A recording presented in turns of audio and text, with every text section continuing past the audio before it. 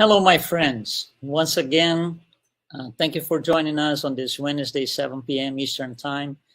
You are at Kardec Radio. This is Spiritism, a closer look. And I'm your host, Luiz Lima. I have a special guest for you tonight. Before we get into that, if you have any comments, any suggestions, any questions, you can always go to kardecradio.com or our Facebook, Spiritism, a closer look page, and just post your comments in there. Tonight, we are going to take a closer look at one of the apostles, one of the disciples. We are going to look at Jesus and Bartholomew. Yeah, it's going to be very interesting. I think I got just the person who can help us because she's got some very interesting information to bring us about the subject. Here she is, Carol Correa. Carol, how are you? Good. How are you, Luis? Good, good. Very glad to have you here to discuss and enlighten us with such an important passage in Jesus' teachings.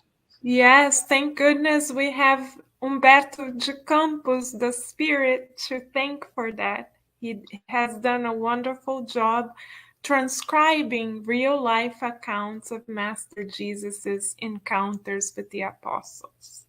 Yeah, it's I think the book that you referred to, Boa Nova. Exactly. It gives us angles that we wouldn't have in any other way. It's almost like a unique transcript of things. It truly is, yes. In the foreword of the book, Humberto de Campos tells us that he went to the schools of the gospel in the spiritual realm, and he was able to watch multidimensional videos of Master Jesus's real life experiences. And the book, Good News, is a compilation of 30 of those real life scenarios which he witnessed in an indirect way through the schools of the gospel in the spiritual realm. Yeah, can you believe this? It gives me chills. I know, yes. It's such a unique and beautiful blessing for us to have someone who has actually witnessed Master Jesus's footsteps, yes, literally transcribing them to us. So what does it tell us about Jesus and disciple Bartholomew? Right. So the chapter from the book Good News that we are going to be referring to tonight is chapter 8, entitled Take Heart. And in this particular account, Humberto de Campos transcribes an encounter between Master Jesus and Bartholomew. Bartholomew, says Humberto de Campos, is or was one of the most loving apostles of Master Jesus's apostolate. And despite the fact that he was very loving, Humberto de Campos does a wonderful job building up his emotional profile to us. And in narrating Bartholomew's inner world to us, Humberto de Campos lets us know that he was downcast, that he was, if we were to put it in modern terms, somewhat depressed, suffering from depression. And his conversation with Master Jesus begins like this: Master, how come someone who knows of the good news like I do, who believes in the good news like I do, cannot experience it unless you are with me? How come? He was saying to Master Jesus, what is wrong with me? Mm-hmm. And how many of us, Luis, between you and I and all of our friends who are here, how many of us may identify with that? How many of us may say, we already know so much, and yet we struggle? Yeah, I think it's very relatable to the average I would say the average human being, I'm not going to restrict to Spiritism, all of us, all over the world, we all have the same problems and questions. And I think this is one of them. At times, especially with the, events of the last, I would say 2 or 3 years, with pandemic and war and a lot of other things, it's, there's a general tendency of just like, oh my gosh, right now, you're just like, oh, I'm not happy about it. And that's, I think, what exactly is portrayed in the chapter. Yes, and your body language illustrates it even more for us. Thank you, Luiz, where you said, oh, this is exactly how we depict Bartholomew. And here comes the best part, the part of the dialogue that we are most grateful for, because now we get to hear Master Jesus's approach with Bartholomew. And Master Jesus says, and we quote, "Bartholomew, have you heard of good news that does not bring joy?" And Bartholomew, like most of us, felt very intrigued by this question. He was saying to himself, how come we never thought about this before? This actually makes sense. Oh, I was caught. What to do now? And then Master Jesus kindly gives us the key for our own happiness on earth, because he tells Bartholomew, and also all of us, because we are on the same boat, figuratively speaking, Master Jesus tells Bartholomew and us, Bartholomew, all followers of the good news must have 3 particular traits: courage, hope, and joy. Yeah. So Bartholomew, like ourselves right now, took this in as we are taking the remedy from the Master in. And Bartholomew questioned Jesus, our Master, even further. He said, okay, Master, I hear you. I understand you, but there was a but. We knew a but was coming. Right? Yeah. So he said, but what if our businesses don't go well? How about circumstances when we go bankrupt? How about when there is an economic crisis? How many of us hear about economic downturns left and right? Talk about the inflation, gas prices going up, job security, retirement, part of our conversation every day. And Bartholomew, 2,000 years ago, already brought this issue. The same thing. Same thing. Though he didn't talk about gas prices, he was still concerned about his own financial security. And how many of us experience circumstances like this, similar to Bartholomew? Yeah, one thing, just to make sure, one thing that's interesting when you mention, he says actually, traces of joy, courage, and hope. He says, but this, you got to do this every day in every single thing you do. It's not like I'll do one now and 4 months from now I'll do another 5 minutes of that, and another 2 weeks I'll do another 3 minutes of that. No, it's every day. Yes, it is. You're right. It's a way of life. It's an inner choice that we make every day as to how to perceive life. This is why Master Jesus was the first and most accomplished positive psychologist on the earth. Because he already offered the foundation to it all, teaching us to seek the good from the get-go. But of course, Bartholomew, as we were saying, wanted to talk about the gas prices, symbolically speaking, and the economic downturn, and the financial insecurities. And luckily, thanks to Humberto de Campos through Chico Xavier, we have an answer from the Master. Thank you, Master Jesus. So he comes to us through Bartholomew, and he tells us, Bartholomew, what significance should we place on worldly success when we know that we are on earth to acquire immortal virtues? What is more important, immortal virtues or economic success?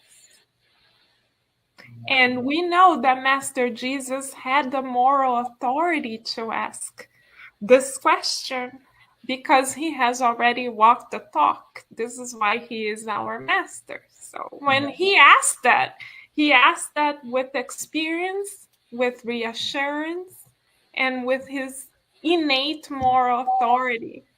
So, of course, Bartholomew couldn't come up with excuses like saying, "Come on, master, but you don't know my situation." How many times we come up with excuses? We do the same thing. Carol, oh yeah, Louis, but you don't know about our situation. We do the same thing. And we do the same thing, and then we give people the entire rosary of problems that we think we have, right?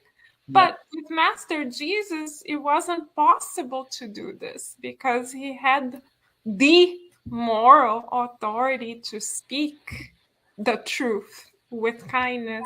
So Bartholomew couldn't refute Master Jesus, but there was another but on Bartholomew's part. Bartholomew then said, "Okay, Master, you're right. I hear you." If we were going to put this on modern terms, he said, "Oh yeah, I hear you, but how about when our loved ones depart back to the spiritual realm?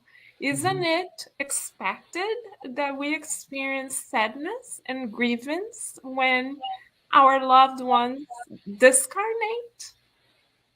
Most of us on the earth would say, absolutely, this is a horrifying experience, and so on and so forth. And of course, we are not diminishing how much we miss the physical presence of those whom we love. Of course, that's very valid.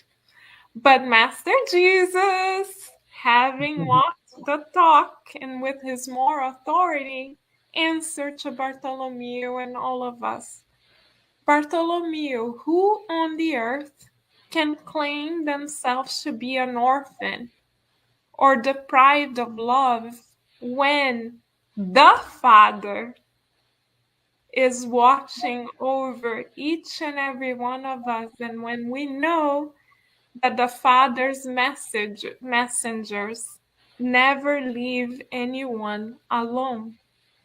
So who could claim sadness when we know that those who depart continue to be alive?" And yes, right? Yeah. And Bartholomew then had a shift of mind. Imagine he spent most of his life feeling depressed. Then he spends 10 minutes speaking to the Master, and he has such a strong internal shift that when he goes back to his daily life and experiences the same triggers that caused his sadness before, he's now able to find joy. So Bartholomew goes back to his home, and his brothers, his siblings, bully him, say, "You're not a man, you're not strong enough, you should be stronger, you're always complaining." And before speaking with Master Jesus, he would be depressed. But because he had this encounter with the Master and he took heart, was able to say, "Well, I understand them. We understand them because they don't know what we do. They don't know Master Jesus. If they knew Master Jesus, they would think differently. So yeah, let me give them a break." And he went on revisiting all of his relationships and adding a positive twist to it, seeing the good in all of them, to the point that the next morning, when he went to meet with Master Jesus, at the time that Master Jesus greeted those who wanted to speak to him, Master Jesus says Humberto de Campos noticed a smile that he had never seen before. Yes. Yeah. It is very interesting because you see, when he was going back home after talking to Jesus, and throughout the days after, nothing changed in terms of the city, the places, the birds, the sounds, the lake, the streets. Nothing changed, but for him, everything changed. Exactly. So that's obviously it's not a material transformation. The birds didn't change, the streets didn't change, the lake Even didn't his change. family didn't change. Nothing changed. Yeah, Nothing the changed. attitudes of those loved ones or whoever he had to deal with, nothing changed. What changed Nothing was at his all. perspective on it. Exactly. He changed the filter. He changed the filter. It's like our cell phones here. We can decide what to focus our lenses on. So and we can use our filters, as you said, to make the picture lighter, more focused, or darker. The same happens with us internally. And what the big shift that occurred inside of Bartholomew is that he left behind his victimization role. He stopped his self-pity party in order to find an attitude of gratitude in everything. Right. And that changed completely his life, because once you change your perspective, you live a new life as if you were born again, almost. Not physical, of course, but yes, it's almost like a posture. new reincarnation in the same reincarnation. Yeah, that happened like to Paul and Saul and Paul. Of course, Saul and Paul was a little more dramatic than this. Yes. But the concept is the same. It's along the same lines. The same, exactly. The same occurred with Mary of Magdala as well. Yeah. She completely transformed herself. And the beauty of allowing the Master to come to dwell in our hearts is that that opens the possibility for us to change our inner world. And this conversation with the Master allows for us to take responsibility for how we see our own lives. So we no longer, like Bartholomew, expect others to change. We no longer expect the world to be different, but we work on ourselves from the inside out to shift our own take on life. So the responsibility, the locus of responsibility for change is no longer outside of us. It's rather found inside of us. And this is what is super empowering. Because as long as we leave the locus of transformation outside of us, it's unattainable because we cannot control what other people say or do. But when we shift the locus of transformation to within, then everything is possible. And as you said, as we take responsibility for things, we automatically drift away from victimization. Exactly. Automatically. It's either or. There are mutually exclusive events. You are either one or the other. So as we take responsibility and go that route, we automatically abandon the route that leads to victimization. And that's the beauty of, I think, the part of the teaching. Actually, I don't know if you agree with that, but I think there's a piece of Bartholomew in all of us. Oh, I absolutely agree. There's a certain amount of Bartholomew inside of all of us. Yes, and we all reincarnated to walk the road that he learned to walk with Master Jesus. Yes. Yeah. It's a beautiful story. It's well, the whole book is very interesting, but this particular one has I mean, it's the kind of chapter that you need to read 3 or 4 times to Absolutely. begin to grasp its meaning.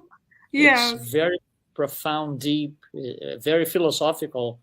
Yeah. The way it was written, the way it was put through the words, it's Yes. very philosophical. It's one of Umberto those de things that, Campos is an yeah, artist with words. Yeah. yeah, it calls for reflection. You know. Hmm. For sure. And for those of our friends who are here who speak English and are not able to read the original in Portuguese, Mhm. all the chapters of this book, Good News, have been published throughout the many issues of the Spiritus magazine, Mhm. which is available for free, either on the website, thespiritusmagazine.org, or on the app that can be downloaded through the App Store or Google Play. So Mhm. our friends who beautifully speak English can have access to the very text that we are discussing today as well. Yeah, I think as the conversation goes along between them, Jesus and Bartholomew, Mm-hmm. uh, at least that's the way the books describes. As you go along reading, I think there's a point where he himself, Bartholomew, and the reader, Mm-hmm. uh, we understand this is the point of no return. From now on, he can't go back anymore. He can't be the old Bart, right? He can't be the old Bart. He has to be the new Yes. one Yes. because it will not make sense. It's a matter of logic almost. Yes. It wouldn't make sense to go back to be the old Bart after the conversation, all the things that took place. So Yes, there's a point absolutely. of no return there in the story. Yes, absolutely. And we are all reincarnated, we dare to say, to reach that same point of no return where seeking the good and developing an attitude of gratitude becomes more and more natural to us. Right.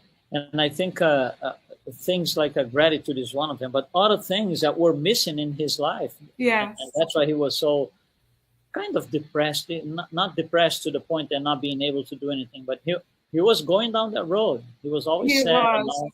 He was. So it's not just gratitude, it's a lot of things because we know these things, but for us, they are still very fragmented. We can't Mm-hmm. sustain. Mm-hmm. We know gratitude. At times, we are very grateful for, great things or smaller things, and we feel absolutely happy and grand about it. Mm-hmm. Mm-hmm. But the problem is we can't sustain. It's not automated in our perispirit yet. No, it's You have not. to do a tremendous effort, energy, sweat, you know, Yes. blood, sweat, Yeah. and tears to be Yeah. able to do that 5 minutes of gratitude. Effort and repetition is the key. It's Yeah. how we develop new habits. It is not going to come automatically because God loves us. God would Exactly. like for the merit of our conquests, Hmm. spiritual virtues to come from us. So rather than spoon feeding us the virtues that we are for certain on the pathway to acquiring, God allows for us to be faced with situations like in the case of Bartholomew that are challenging, so that through sweat, tears, effort, repetition, we are able to awaken the latent light that is in us. Yeah, and there's a passage in the book that I think on the chapter that I think it's 2 words. Mm-hmm. Those 2 words grab me, in such a way. Jesus tells Bart, right? He tells Bart, Uh-huh. listen, we meaning all of us except him himself, but Yeah. humanity Mm-hmm. does a lot of fruitless labor. Oh, You wow. work and work and work and labor here, labor there, and you don't do anywhere, don't get anything accomplished, Mm-hmm. spiritually speaking. Mm-hmm. Mm-hmm. And that's very frustrating. Of course it is. And that will tend to, make us go towards victimization. Oh, I've been doing this and I've been doing that, a lot of effort. I do this and things don't come the way, the outcome is not what I expect. So he explains that fruitless labor is the problem. You can do the same labor, but with a different mindset. Exactly. You see, Bart did not change any of his actions in terms of activities. He was still a fisherman. He was still doing his work. He was still seeing the same people. He was still walking through the same streets, going by the same lake. But everything was different because, you see, he changed from fruitless labor to productive labor. Exactly. That was, I think, the great teaching behind all of this. I agree, yes. And Master Jesus also brought to Bartholomew's attention that the reason we experience so much frustration, unneeded frustration, almost voluntary suffering, is because we choose to prioritize our own will, what we think is good for us. But we are not used to prioritizing God's will. We are not used to looking at our lives from a higher perspective and understanding that when we are challenged, it's not because God doesn't love us. It's the opposite. It's because God loves us that we are challenged so that we can come out of our comfort zone and through effort and repetition progress spiritually. For instance, how would Bartholomew Bart learn to be patient, for instance, if he didn't have challenging relatives? If he had reincarnated in a quote-unquote picture-perfect family, he would not have had so many opportunities to develop understanding and patience. Exactly. So is it the case that God dislikes him? No, it's the opposite. Because God believes in Bart's divine potential, God grants him the exact context, framework needed for his virtues to sprout like flowers in a garden. Yeah, very often what we want is not what we need. Exactly, and God knows best, of course. He sends us what we need down our way, and we complain. It's pride that doesn't allow us to see God's beautiful messages of love always. Yeah. Carol, we're approaching the end. Let me just say a few words about our friend Bart, right? Please. So he's this righteousness of character. This, guy trying to do everything good, very sweet. When he was dealing with the people, the disciples, the apostles would go out on the field trying to help people. He was this sweet man. And at the end of his life, he got incarcerated, like most all of them. Not only the apostles, but Christians in general. So he was incarcerated. He was supposed to be taken out for execution. And of course, he's in prison, and there are soldiers, watching him, and all of them, so they wouldn't flee. So he was in prison, and he would remember on and on and on that one conversation with Jesus, and they lived together. They were together for a long time, for 3 years, if you will. But that one conversation in prison, he would, relive that on and on and on and on. And he said, well, I'm at my last leg here. I'm on my last leg. Jesus was also on his last leg on the Last Supper. So this is my Last Supper here. So I better make good use of it. So he's in this cell, maybe 3 by 3 under whatever conditions, being treated awfully by the soldiers and all of those who are going to execute him. So he starts praying deeply, deeply. And he remembers Jesus, and then he starts feeling his mother in spirit. She had already died, in spirit, approaching him. So he has this clear vision of her by his side. And then the soldiers finally come in and get him out of prison and take him to the place where he was going to be executed. And they start beating him, deeply and badly, really bad. And then at one point he sees, so he has his eyes closed. He doesn't want to see blood everywhere. So he has his eyes closed and he sees two hands approaching him.